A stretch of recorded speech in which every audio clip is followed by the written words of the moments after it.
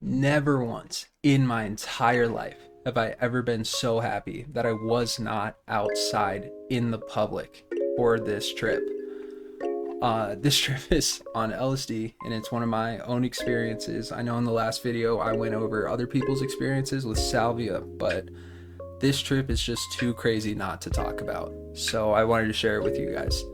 Let's get into it.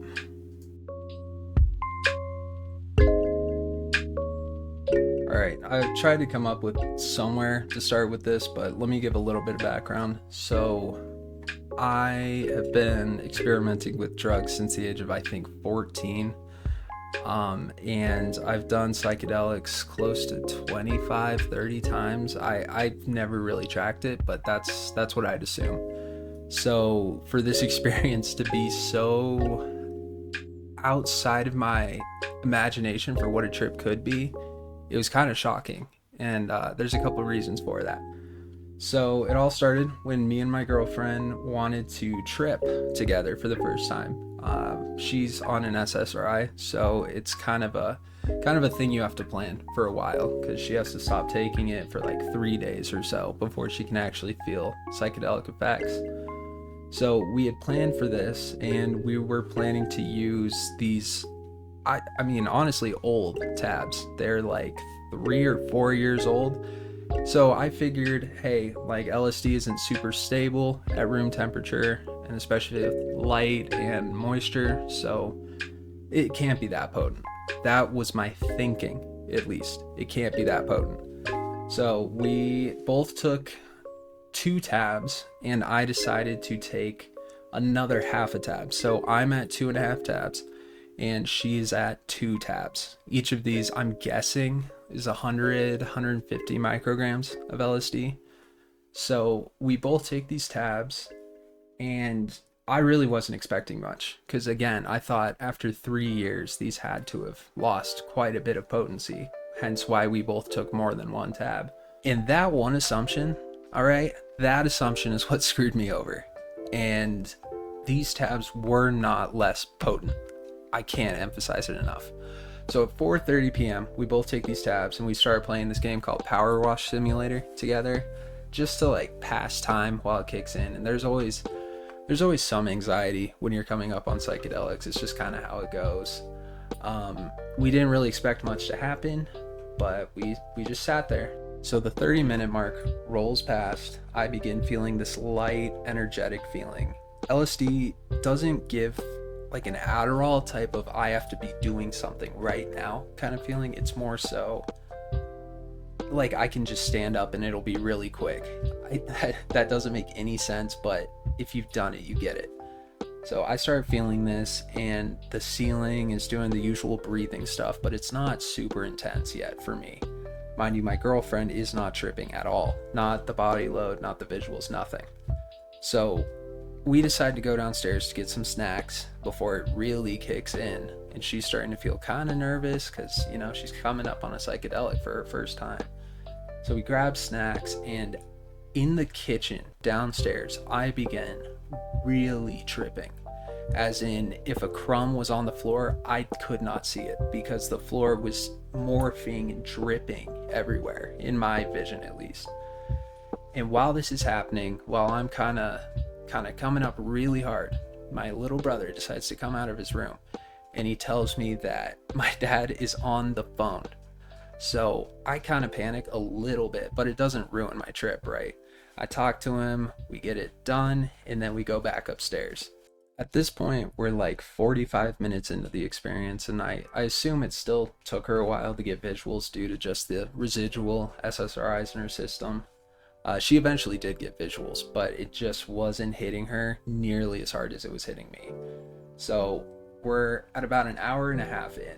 We start to get paper and markers and start drawing. And on acid, the come up at least, every single little thing is hilarious. It makes you hysterically laugh. So we're like barely drawing together, right?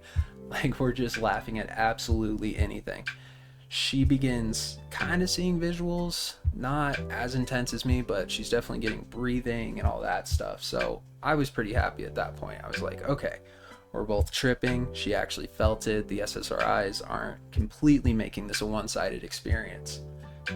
This is when I start to not remember everything. This is where what I like to call the time loop simulations begin. All right, so let me explain that a little bit because it sounds kind of confusing, especially for those who haven't, explored these substances. The best way I can describe these time loop simulations is it feels like I black out and then I wake up in a situation that's pretty much just me and my girlfriend in my room because, that is what's actually happening. However, I believe she's an AI or like some kind of robot that's helping with the simulation that I'm in. In other words, I lost touch with the real reality, and now I was kind of in the mindset that like all of this was just in my head and the things around me are just figments of my tripping imagination. So I keep waking up over and over and over, and each time I try to break through this loop and try to get something to change, because at this point I'm fully convinced that nothing I do matters. Nothing matters at all, because A, this is all in my head, and or B, that this isn't real, and so there will be no consequences for what I do. You can imagine this mindset is kind of dangerous, right? Because there are certain expectations that people have for you in the world, as you all know, right? Where you're supposed to act a certain kind of way, or at least not act a certain kind of way around other people. And with my girlfriend, obviously there's the expectation that I'm nice and I'm sweet and I act like a good person to her, right? I never ended up acting like a bad person, but that's where this could have gone. So we decide to go outside on my porch. At this point, she's tripping pretty hard. She's getting some crazier visuals, and I am just off my ass. Like, I am tripping so hard at this point that the world is just melting and exploding into like psychedelia. So yeah, we go out on my porch and we're sitting there for what feels like hours debating whether or not we should go on a walk out in the real world. And at least I had my head on enough to insist that we stay inside because of the police. And so this character of the police was just a vague concept to me at this time. And really all that is the embodiment of the fact that I am on a drug and that that's illegal in the real world. Not saying that I was really attached to the real world, but I at least knew that much. Finally make it back inside after debating whether or not to go outside for real for, I'm guessing, like 20 minutes, but it felt like 3-4 hours in my mind space. We get back inside, and at some point, from what I've heard, my girlfriend wanted to get DoorDash and wanted to get Red Robin's in particular. I, during this time, was fully inside of a loop. Like, there was no concept in my mind that reality was real and there were any consequences to anything I say or do. So the loop at this point was, and the loop kept changing, but at this moment, the loop was wake up, talk about work, which would basically be me just being like, oh, it's Friday, right? So I don't have work tomorrow, right? And I don't have work on Sunday, right? And so once I got that out, I would then talk about putting a movie on, and the movie would change each time. And my girlfriend, bless her heart, kept renting different movies for me because I would, in one loop, be like, oh, I want to watch The Life of Pi. And then I'd wake up in the next loop and be like, oh, why are we watching this? I want to watch Fight Club. And so we kept switching through these, and the last step to this loop was, she says the DoorDash guy is not finding the house. Mind you, that was real. This DoorDash guy was trying to find the house and going in a loop for about 30 minutes from what she told me.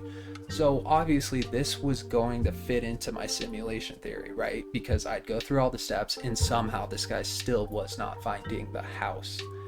And it was playing into it perfectly. And so I make fun of the DoorDash guy, I say something funny, and then the loop just restarts, just like that. This is where stuff kind of gets a little messy. So during this loop in particular, with the DoorDash guy not showing up, was the first incident of like, uh-oh, I've lost track of reality. In the moment, I didn't realize that, but now looking back, oh my god, like I was way too far gone. So at some point, the loop repeats, and my sole mission is to break the loop. I will do anything to get out of this loop because I thought it was just like a game. I wasn't having a bad time. I just thought, you know what, like I'm here and I want to get out of this so I can get back to real life. And there was no loop. I got to keep hammering that home. I was not actually in a loop. So I end up taking her phone once we hit the like second to last step, which was she says the DoorDash guy isn't finding the house. I end up taking her phone and typing really fast in a fashion where like a little kid takes your phone and types something in just to be like a little shit. I end up taking her phone and I text the DoorDash driver and I call him a whore.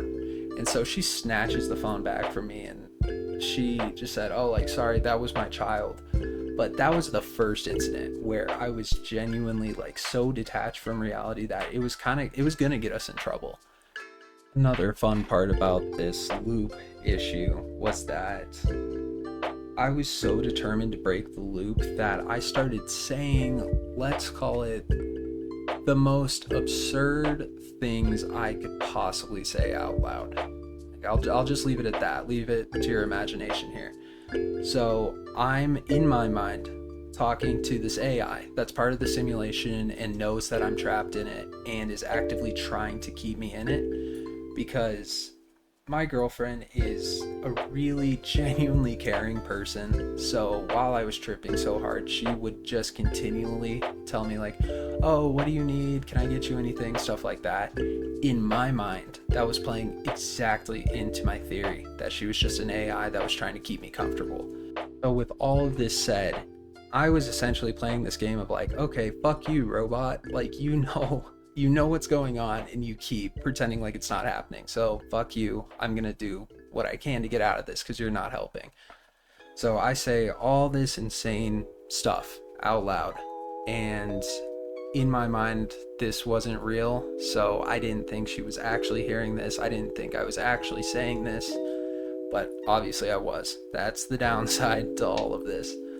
But I go like 2 or 3 loops saying insane stuff, and eventually all of a sudden like a hamburger is just in my hands. I cannot explain how it got there for the life of me, but I just had a burger in my hands. And this started another loop where it began with me waking up and I'd take a bite of this burger and then talk about the movie, talk about work, and then go right back into the loop. Thankfully, this is around the time where I started to calm down, and so did she. In preparation for this trip, I attained trip killers, which are essentially drugs that antagonize or shut down the receptor that psychedelics are bound to. So in this case, they were Seroquel and Trazodone, which are 2 like antipsychotic type drugs. So we always had this trip killer so we could shut it down if something went bad. So we both start coming down at this point. I'm still like way off, but at this point I'm just cycling through a loop. Nothing crazy's happening anymore. I'm just cycling through it. She's watching the movie and kind of playing into it. And eventually I was like, okay, we have to break the loop. And I stand up and I walk over to the bathroom where these trip killers are, and I take 1 of each. So I took a ton of trip killer, which make you very tired, mind you. So I take these and we start to come down. She doesn't really need them because she's apparently invincible to psychedelics. But yeah, we take them, and at this point, all of a sudden it hits me like that was not a simulation. None of that was. And now I have to do damage control because, oh my God, I can't believe I just said that in front of her. So we start talking, and now we came full circle. We're playing Power Wash Simulator, and you know, she's understanding, she's okay with it. And she tells me there wasn't a point where I was being too much, thankfully. Like, I was kind of being playful the entire time.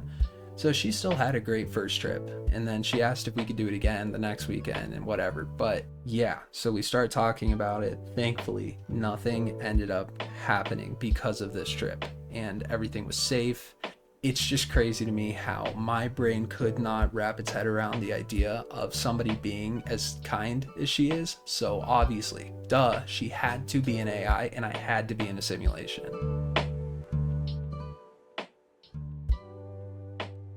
All right, thank you guys for listening to this. I kind of just wanted to throw this out there for anybody who's debating trying LSD or acid or shrooms or really any psychedelic.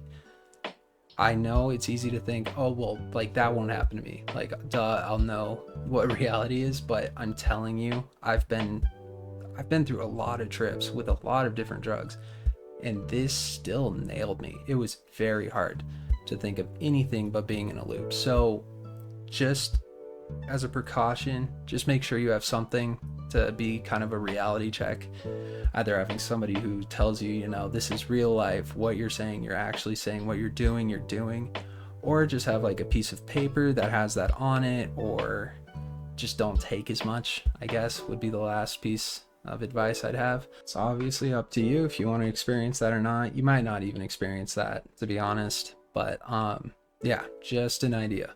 Other than that, thank you guys for watching. Let me know if you want to hear more personal stories, or if you want me to do more trip report readings, you know, of other people's trip reports on Arrowit or something, or if you want really whatever kind of content you want. I just started this, so I am all ears for suggestions. With that being said, thank you guys, and I will see you in the next video. Bye.